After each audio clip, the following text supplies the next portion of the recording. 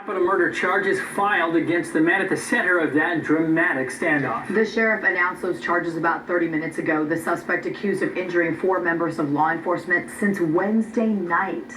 An officer was shot in the leg at Silhouette Drive. EMS is en route. Okay, what you're listening to, that is emergency radio traffic as the standoff, it unfolded in Humble overnight.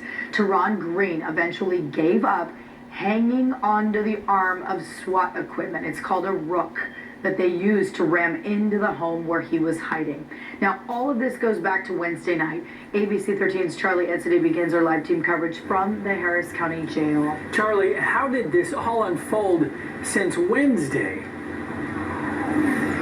Yeah, Rita, Jacob, there is so much to work through with this entire situation, and so I'm going to carefully, walk you through all of that. But we know this morning Teron Green is in HCSO custody here in the jail downtown, and as you mentioned, facing very serious charges, 3 counts of attempted capital murder. And so he was at the center of an intense manhunt that lasted about 24 hours, and we want to show you again how everything ended in very dramatic fashion. So this was the crazy ending to that standoff. Green was pulled from a home while clinging to a piece of heavy equipment called a rook. Now that was being used multiple times, the rook was, by law enforcement to basically punch a bunch of holes in the front of that home, tearing it apart, presumably trying to locate where the suspect was hiding inside that home. So the search for Green began back on Wednesday night when he was pulled over for speeding and allegedly shot an HCSO deputy multiple times before then taking off. So that, of course, started an intense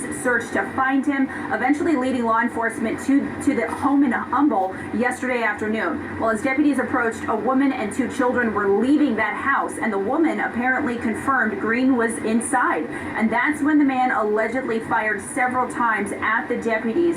2 were shot in that incident, one with HCSO, the other with the U.S. Marshal Service, and another deputy marshal was also grazed by a bullet in that incident. So at that point, the standoff began. Multiple agencies carefully worked for 5 hours to bring things to an end just before midnight.